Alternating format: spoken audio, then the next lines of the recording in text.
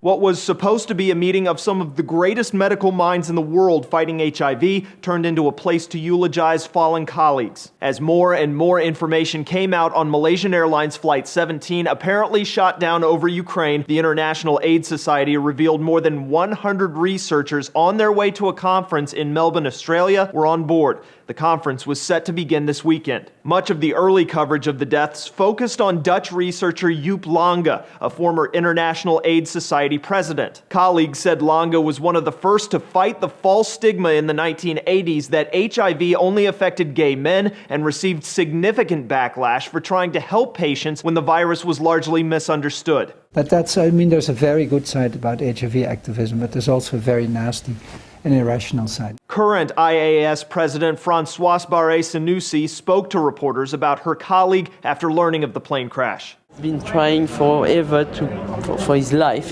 to give for the benefit of mankind. Friday morning, nearly 24 hours after the plane went down, officials around the world were still trying to confirm who was on board. Ukraine and pro-Russian militants have denied shooting down MH17 and blamed each other for the crash. Several media outlets continue to say up to or as many as 100 people on MH17 were en route to the HIV/AIDS conference in Melbourne, but reporters in Australia speaking with conference officials put the total at 108. Barré-Senoussi told reporters it was too early to estimate the impact of such a large loss to the HIV research community, but others didn't hold back their assessment. The federal president of the Australian Medical Association told Time the amount of knowledge that these people who died on the plane were carrying with them and the experiences they had developed will have a devastating impact on HIV research. The amount of time it takes to get to a stage where you can come up with those ideas cannot be replaced in a short amount of time. The International AIDS Society released a statement saying the conference in Melbourne would go on in recognition of our colleagues' dedication to the fight against HIV and AIDS.